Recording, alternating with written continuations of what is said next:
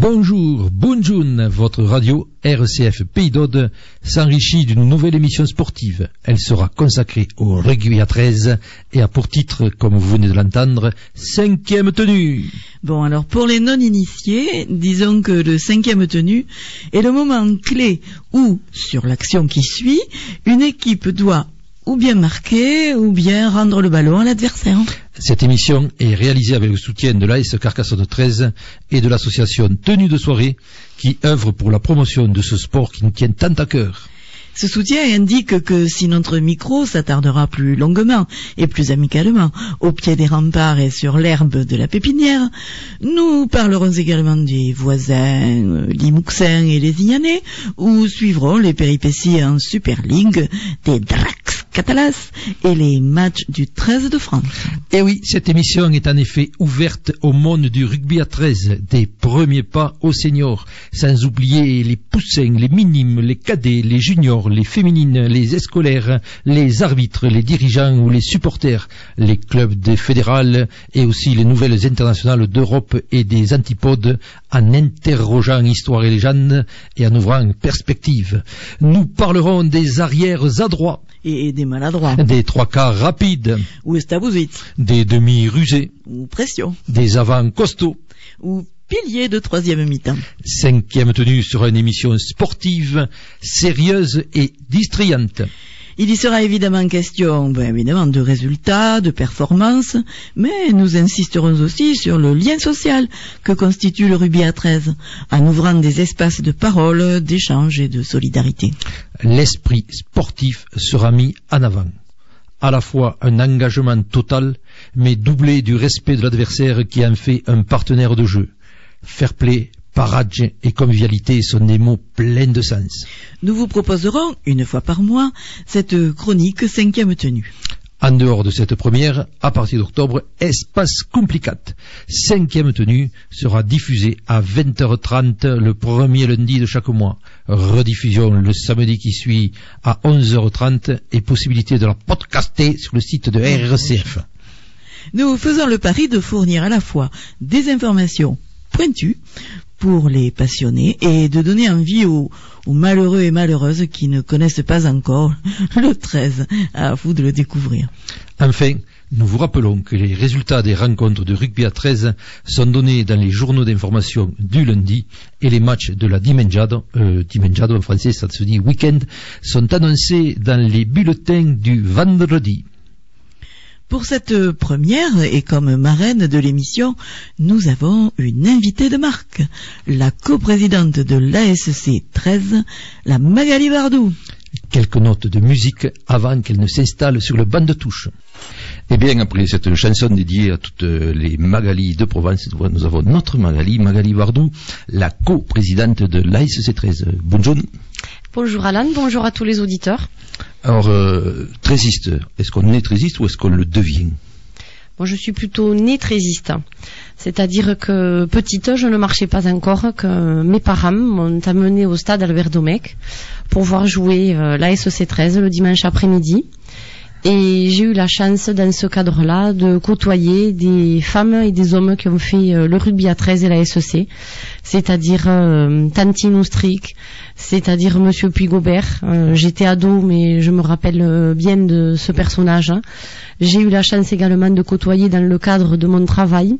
Puisqu'étudiante, je travaillais au Festival de la Cité, j'ai rencontré Monsieur Paul Barrière, qui a été un grand trésiste, et puis tous les joueurs et tous les dirigeants, anciens joueurs, qui ont le rugby à 13 dans leur tripes, dans leur sang, et qui ont su me le transmettre. J'ai particulièrement accroché, et c'est vrai que depuis mon tout jeune âge, j'aime le rugby à 13 et j'aime cette bagarre qui se déroule sur le terrain lors des matchs. Alors le dirigeant, il y en avait un à la maison d'important. Voilà, tout à fait. Mon papa était président des juniors au milieu des années 70 et président du club de la SEC 13 en 1982. Voilà, donc avec mes sœurs et ma maman, nous étions tous les samedis, tous les dimanches sur les stades, à Carcassonne et à l'extérieur. Et dans la semaine, on ne décroche pas non plus lorsqu'on a un papa qui est président, puisque ce sont les réunions, les entraînements, les rencontres avec les entraîneurs, les dirigeants et les joueurs et les liens d'amitié qui se sont tissés dans cette grande famille trésiste. Alors ça donne envie de devenir dirigeante ou comment, quel moment on passe de spectatrice comme ça et puis à prendre des responsabilités? Alors le vrai moment où j'ai passé le cap spectatrice, actrice, dirigeante, c'est lorsqu'il y a 3 ans, Pierre Delpoux, président de l'association Tenue de soirée, qui a été créée pour promouvoir et aider le rugby à 13 dans sa généralité, m'a demandé de devenir sa vice-présidente au sein de l'association.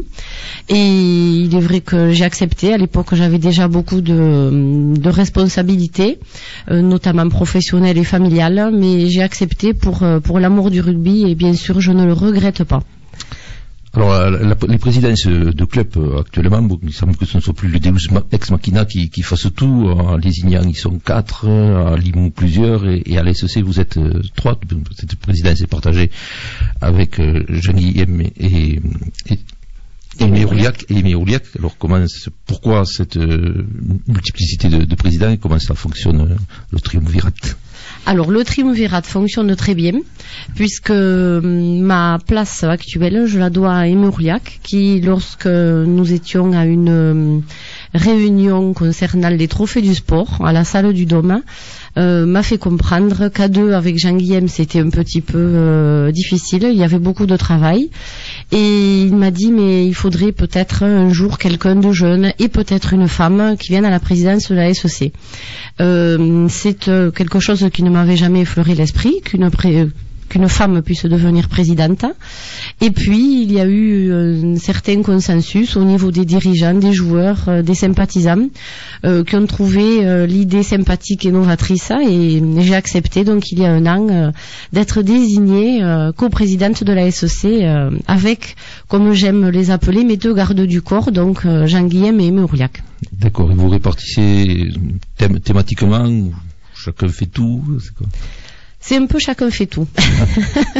À la base, il y a une organisation qui a été créée, mais il est vrai que surtout l'organisation avec les joueurs et les contacts avec les joueurs et les dirigeants et les entraîneurs, se fait comme ça. Il y a une mise en place naturelle, et même si nous avons des missions, puisque la mienne a été désignée l'an dernier, le relationnel avec la MJC13, on déborde surtout sur d'autres missions parce qu'on est appelé à travailler dans tous les secteurs, et il y a énormément de secteurs lorsqu'on est dirigeant dans un club. Et cela pour des ambitions nouvelles pour la SEC, évidemment, à l'orée d'une nouvelle saison. Donc, qu'est-ce que le club attend de cette saison 2011-2012? Alors, nous attendons forcément, lorsqu'on entame une saison, des phases finales et certainement un titre.